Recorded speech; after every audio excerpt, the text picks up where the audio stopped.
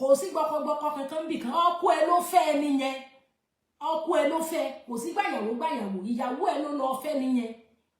ọkàn bẹ́ẹ̀ ni if àwọn baby mama tán lọ mọ́ padà ǹdó baby papa wọn single mother tán ti remarry tán wà lọ mọ́ ǹdó baby papa wọn yẹn kì í ṣẹ̀bi baby papa yẹn ọkàn obìnrin yẹn sì ń bẹ lára baby papa ni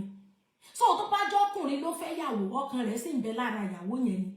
ọkàn rẹ̀ ó wu ọkùnrin yẹn kó fẹ́ obìnrin yẹn ni sincerely àwọn tá máa ń ràn ìyàwó kan dá lérú ilé yín ti dàrú tẹ́lẹ̀ ni relationship tó bá wà láàrin ìwọ àtọkọ ẹ kọkọ tó fẹ́ yàwó lé ẹ relationship yẹn náà ló sì máa wà nígbà tí ìyàwó mi bá dé as a matter of fact àwọn ìyàwó kejì tán máa ń fẹ́ yẹn gbà míì wọ́n máa ń tó lé ni torí gbà ìyàwó kejì bá dé nìyálé míì tó máa bọ́kú lọ ló tó máa ṣẹ̀bẹ̀rẹ̀ sí ní wojú rere ọkọ láti January sí November yìí mo ti mọ ìyàwó kejì tó jẹ́ 4 of them ìyàwó ẹlẹ́ẹ̀kejì 4 tó ti kúrò nílé ọkọ all because pé ìyálé àtọkọ ti reconcile ìyálé àtọkọ ti ń ṣe dáadáa ara wọn ò gbá mọ́ wọ́n dẹ̀ kúrò wọn lọ 4 of them tó jẹ́ second wife tó jẹ́ pé ìgbà tọkọ rí pé ìyálé ti change ọkọ padà sọ́dọ̀ ìyálé ọkọ ò wá wọn wá mọ́ ọkọ abandon wọn stylishly so nígbà míì tọkùnrin bá fẹ́ yàwó kejì nígbà míì gan yàwó kejì mọ́ tó lé tò ní torí wọ́n máa ń lò wọ́n láti reset ọpọlọ ìyálé ni so gbogbo adalérú dalé ilé ẹ̀ ti dàrú tẹ́lẹ̀ ni àwa la kàn máa ń foburẹ́ wà pera wa lájẹ ìgbà táwa wà ní kékeré mentality pé àwọn ìyàwó kejì wọn dá onígbàníyàn aláwòníyàn òtúgbọkọgbọkọníyàn mentality yẹn la gbé sórí bẹ̀gbà téèyàn náà ń dàgbà téèyàn bẹ̀rẹ̀ sí online àwọn nǹkan kan lèèyàn padà rí wípé kíní yóò rí bọ́ ṣe sọ torí ìyàwó kejì mi bá sọ̀rọ̀ gan fún ẹ mọ̀ wò pé kọ́mọ̀ lọ́kọ gan bẹ́tà àbí òye wa so àwọn ọkùnrin wọn ti mọ̀ páwọn obìnrin ò fẹ́ polygyny wọn wá parọ́ ẹlòmíì á sọ fún ẹ pé ìyàwó òun ti kú ẹlòmíì á sọ fún ẹ pé ìyàwó òun ti divorce òun irọ́ dẹ̀ ni ìyàwó ẹ̀ ń bẹ́ ń lé ẹ̀ ẹlòmíì á níyàwó ọwọ́ ọkùnrin ni gbogbo àwọn kinní yẹn wà ẹni tó bá níyàwó kékeré tán fẹ́ ló dá lé òun ilé yẹn ti dàrú tẹ́lẹ̀ ni relationship tí bá ti ń bẹ láàrin ìwọ àti ọkọ ẹ kíyàwó tuntun tó dé relationship yẹn náà ló máa remain constant kò sí nǹkan kan tó bá yẹ pé àárín yín ò gún tẹ́lẹ̀ àárín yín ò ní gún náà tíyàwó bá dé but tí ìyálé tó bá mọ wé ara ẹ̀ tó tètè mọ ibi tóun ti ṣe mistake tó rọ́kùnrin èdèdè fẹ́ yàwó wọ́n jẹ́ nǹkan ìjẹ ọkùnrin èdèdè fẹ́ yàwó yóò níbi tó ti kọsẹ̀ lára ẹ̀ tó fi gbérù gbésẹ̀ yẹn tí ìyálé bá mọ wé ara ẹ̀ ńgbà míì ìyàwó tuntun tán fẹ́ nǹkan máa tó lé yín ni ó máa tó ilé yín ni bẹ́ẹ̀ ilé tó ti dàrú tẹ́lẹ̀ kíyàwó míì tó dé ẹ wàá mọ̀ fòbúrẹ́ wà pé lájẹpọ̀ ló wá da ilé yín rú tó bá dẹ̀ jẹ́ pé ilé yín ò dàrú tẹ́lẹ̀ tíyàwó dé kò lè torí ẹ̀ dàrú ni mo ṣe sọ wípé àwọn tó jẹ́ wípé wọ́n fẹ́ wọlé gẹ́gẹ́ bí ìyàwó kékeré tó ti bínú kúrò tí mo mọ̀ between January to November they are up to 4 tán láwọn ọmọ pọ́pọ́ àti ìyálé ó sì get along together ntọ́kọ sọ fáwọn nípa àwọn àti ìyálé ò sí good time mọ́ ó ti bínú ó ti kó ilé ẹ̀ ó ti ṣe gbàṣàwò irọ́ yẹn ló pa fáwọn táwọn fífẹ́ ìgbọ́n wá débẹ̀ tán náà wá rí wípé àárín wọn ó gún régé bíi kúlíkúlí àti gàrí ni àbí òye yín bá ń so ni mo yẹ sọ pé ọwọ́ ọkọ ni gbogbo nǹkan yẹn wà àwọn ọkùnrin ni àwọn náà pa tán kún ó fọkọ mi ó ṣe gbàṣàwò wọn ìgbọ́kọ ẹni kò sẹ́ni kankan tán gbọ́ pé ọkọ ẹ ló lọ́ọ́ fẹ́ tó bá ṣobìnrin náà ló rẹ́dí àti kọ́kọ́ ọkọ tó kọ̀ yìí kò lè lọ mọ́ bá ọkọ kejì wa jà pé gbàyàwó fìyàwó mi lẹ̀ fìyàwó gbọ́ ló máa pè ìyàwó ẹ pé kí mo ṣe fún ọ tó fi kọ̀ mí tó lọ fẹ́ ni ìyàwó obìnrin náà kọ́kọ́ náà bẹ́ẹ̀ ọlá wípé tọkùnrin bá fẹ́ yàwó àwọn obìnrin ó mọ wá sórí blogger kan mọ̀ bá drag ẹ̀ ó fọkùn ọkọ tó fẹ́ yàwó yìí gan wọ́n á gbàgbé ọkọ yẹn ṣé èèyàn kan lè dìyàwó ọkùnrin kan láì jẹ́ wípé ó wu ọkùnrin yẹn girlfriend raw material àti táwọn ọkùnrin máa ń kó kiri nǹkan ó wu ọkùnrin ni àìmọye ẹni tó jẹ́ pé ìyá wọlé yóò ti lọ kí fún yẹn ṣọ́ọ̀bù pé kó má wàá ọ̀dọ̀ ọkọ òun mọ́ kó fọkọ òun lẹ̀ ọkọ rẹ̀ sì máa fẹ́ ẹni yẹn the ọkọ will still keep coming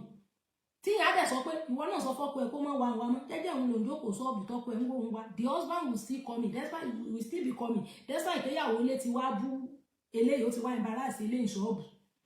ni mo ṣe ní ọkọ ẹ ló máa wọ́ mọ́ abẹ́ ìwọ táàrin ọkọ ẹ bá ti dàrú tẹ́lẹ̀ kó tó di pé ìyàwó dé kò ń ṣe ìyàwó yẹn ló dáàrin yín rú woman kan báyìí tó sunkún wá ní 2022 tó ní ọ̀nkú dáìsí kan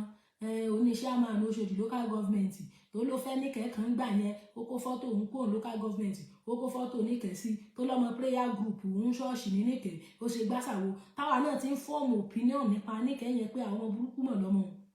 ìyá kan tó tún mọ́ wọn tó dàbí sọrun wọn báyìí olólọ grant interview ẹ̀rí ògo Jésù thank you for the heart me olólọ grant interview lórí iṣẹ́ Oyèyè Kúdí ìyá yẹn ló wá ṣẹ̀ṣẹ̀ wá sọ real gist fún wa pé níkẹ́ àti woman yìí ò mọ́ra pé òun àtọ̀nkú Dáìsí ti divorce for the past 11 years kó tiẹ̀ tó di pọ́nkú Dáìsí rí màrí níkẹ́ ọ̀hún tó pe phone number bọ̀ bàbá yẹn online tí gbogbo èèyàn ń pe ẹni ẹlẹ́ni kiri pé ẹkún tí ń sun ẹkún èké ni pé òun gan ti fẹ́ rí màrí ìgbà kan tó fẹ́ béèyàn kan travel lọ US pé ìgbà kan dé immigration ó dà pé bóyá orúkọ kan ò papọ̀ ni ò ṣe sáàfin ráyè lọ ẹ ṣàwọn pé tóbìnrin ò bá ti ráyè move on tó dẹ̀ ní pọ́kọ tó ń kọ́ ọ̀lẹ́ ti move on yóò lọ mọ́ bá ìyàwó kejì tó ti fẹ́ yẹn ìyàwó mi yẹn yóò lọ mọ́ bàjá yóò mọ́ ló dá ilé tó ti dàrú so wọ́n náà ti divorce gan completely the nature was not in the picture during the time they divorced for a long period of years pé irọ́ ló wá pa kẹ́kọ̀ọ́ sì ti ń gbé ní kẹ́hùn sí pé so ẹ dán torí Ọlọ́run I need the most time ọwọ́ ọkùnrin làwọn nǹkan yìí wà so èyí tó lọ fún ex-wife ẹ̀ lóyún náà ọwọ́ ọkùnrin ló wà reason tẹ́mi fi ní kí obìnrin yẹn máa kọ́ kalẹ̀ ìgbà tó dé òkúkú bá ìyálé ńlé sí nísìnyí tó sì ti lọ padà lọ fún ìyálé lóyún tó bá lọ kọ́ ó kúrò ń bẹ̀ wàá tún padà sí street wàá ṣẹ̀ lọ ló ń wọ́kọ àwọn fámìlì ẹ̀ tán ti sìn ẹ́ lọ ilé ọkọ tán ti fọkàn balẹ̀ pò ti wà nílé ọkọ wàá tún gbé wọn dìde lẹ́lẹ́kejì that is tó bá tún wà padà réyàn tó fẹ́fẹ́ àmọ́ sì àwọn èèyàn ní ìsìn immorality náà máa ń láìkì immorality náà máa ń láìkì tó bá ní ò fẹ́ ṣe immorality wà á ní sùúrù mí ní òní ríyàn fẹ̀bẹ́ ó lè mọ́ tètè má rí yeah tó bá ready láti ṣe immorality wà á ní bàbá ńlá sùúrù so what is the level of our patience there is a limit to human endurance ni mo ṣe ní àfitọ́kọ yẹn bá lòun ò fẹ́ mọ́ ó kúkú mọ̀ pẹ̀lú òbí tó fún lóyún yìí ex-wife ẹni ó ti divorce yẹ bí ó padà lọ fún lóyún so eléyìí ìyàwó lòun náà so mo ṣe ní tó bá fẹ́ fẹ́yàn tó ti níyàwó rí kódà kí ìyàwó yẹn ti lọ wo ìgbésí ayé ọkùnrin yẹn dáadáa ṣó ní capacity àti fẹ́yàwó méjì tí ò bá ti ní capacity àti fẹ́yàwó méjì má fẹ́ either emotional capacity financial capacity mental capacity physical capacity material capacity ṣó nílé méjì torí má jẹ́ ntàn ẹ́ ìyáálé tó ti lọ láti bí ọdún mẹ́wàá tẹ́ tí ń bẹ̀ kó padà tí ò dáhùn ọjọ́ bá rí pọ́kọ òun ti fẹ́yàwó mi ọjọ́ yẹn ni ó kò wá ní ilé yẹn ọkọ ògbádẹ́ nílé méjì tí ó fi wọ sí is a problem wọ́n ní but should men use second wife as correction route without thinking of their emotion báwọn ọkùnrin ṣe máa ń ṣe kí la fẹ́ ṣe princess best bí ṣe máa ń ṣẹlẹ̀ nìyẹn ṣe mọ̀ fury lẹ́yìn sọ yìí mà this is fury ló dẹ̀ pọ̀ jù but the real thing táwọn èèyàn face is practical bó ṣe yẹ kò yẹ kán lò wọ́n as correctional tool because wọ́n fẹ́ òun náà ní ṣùlọ́kà ni as a wife but that is bó ṣe yẹ kó rí lẹ ṣe sọ yẹn bẹ́ẹ̀ bí ṣe máa ń rí kọ́ nìyẹn ọdún ìyálé tó padà wá náà kò wá nítorí ìfẹ́ o ó wá láti wálé kékeré ìlọ ni o tó o bá fi lè lose guard tó o bá jẹ́ kí ìyálé tó padà wálé kékeré ìlọ àjẹkùn ìyá ló máa jẹ lọ́dọ̀ ìyálé ó bẹ́tà kó mọ́ fẹ́yàwó mi ìgbà tẹ divorce yẹn kó o so kó ẹ lókun ju pé kó wá fẹ́yàwó mi kí ìyálé wá padà wá kó wá léyàwó yẹn lọ orí burúkú ìyá ló máa jẹ torí kò ní sọ fún ẹ pé òun ti lọ kó o tó fẹ́yàwó ìrègùn pé o fẹ́yàwó lóun lórí ló máa ṣe wá dẹ̀ rí pé o ti darúgbó tán okó ẹ ò lè mọ ẹpọ̀n ẹ ti já wálẹ̀ o ò ní strength ò lágbára mọ́ bọ́kùnrin bá ti ń dàgbà sí ló máa nídìí obìnrin the more a man grows the more he needs a woman. wọ́n ní why will a man remarry an ex-wife kò remarry ẹ̀ ó fún un lóyún ni wọ́n ní báyé ṣe ń yí lọ nìyẹn bẹ́ẹ̀ ni báyé ṣe that is the reality táwọn èèyàn face so the only thing ni pé àwa la máa pìpì àmáìdí wa láti face reality yẹn ni mo sọ fún ẹ pé tọkùnrin bá sọ fún ẹ pé ìyàwó òun ti lọ as a matter of fact tó bá yẹ pé ní tó kọ́kọ́ fẹ́ yẹn gan wọn má rí wọn kàn bímọ fúnra wọn ni ó lè padà wá gan ni mo ṣe níṣẹ́ rí ọkùnrin àwọn ọkùnrin lè kú ẹ̀dá gbogbo ọ̀rọ̀ yìí èmi gan mo wà lára àwọn tán ti bá wọn bú àwọn ìyàwó kékeré rí pé àwọn gẹ́gẹ́gẹ́gẹ́ àwọn tán lè wọ́kọ̀ tí ẹ lọ ìgbà kan àwọn kan ìgbà kan sọ ẹlẹ́dẹ̀ papọ̀ ìgbà téèyàn náà ń grow téèyàn ń gbọ́n téèyàn bẹ̀rẹ̀ sí understand reality of life lèèyàn tó rí pé ọ̀rọ̀ kan jẹ́ wà téèyàn ti sọ tó yẹ pé kọ́lọ́ mọ́ dáríjì èèyàn ni èèyàn míì wà téèyàn ti yàn lòdì tó yẹ pé kọ́lọ́ mọ́ dáríjì èèyàn tí ọ̀rọ̀ yẹn ò rí bẹ́ẹ̀ the mentality pé first wife are angel second wife are evil ni làwa gbé dàgbà so tó bá ti ráwọn ìyàwó kékeré a mọ̀ rí wọ́n rí èèyàn burúkú a mọ̀ rí wọ́n rí gold digger bẹ́ẹ̀ nígbà táwa rí wípé àwọn ìyàwó kékeré mi gan àwọn gan náà carry gold tọkùnrin gan dig. Then we start learning, we start asking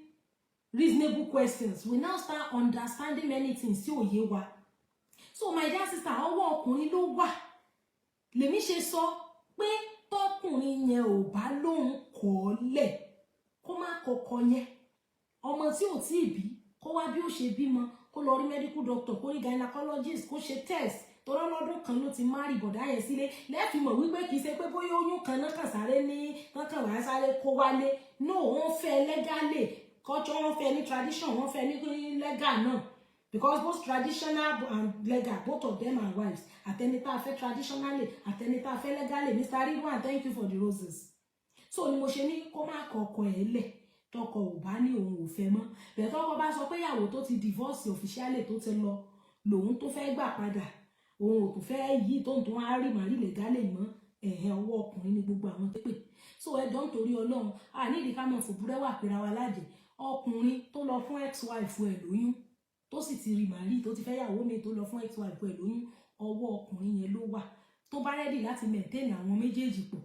no problem bẹ́ẹ̀ ìwọ obìnrin tó bá ti mọ̀ pé ò lè ṣe polygyny agbára ẹ̀mí ẹ̀ ò gbé polygyny wọ́n wulẹ̀ fẹ́ ọkùnrin tó ti divorce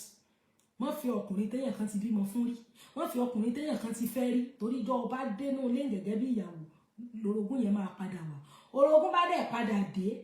èmi ò rí yẹn bí problem if the man is capable to maintain you both ṣùgbọ́n tó bá fi pé ẹnìkan ó ti kọ̀ ọ́ lẹ̀ ó ti lọ kò lè wá mọ́ ọ̀rọ̀ ọkùnrin ò ṣe é predict o ó lè lẹ́ni tó ti kọ̀ ọ́n lẹ̀ tó ti lọ gan ló fẹ́ gbà padà bẹ́ẹ̀ ni so ìyẹn náà wà lára nǹkan tí a sọ then point 3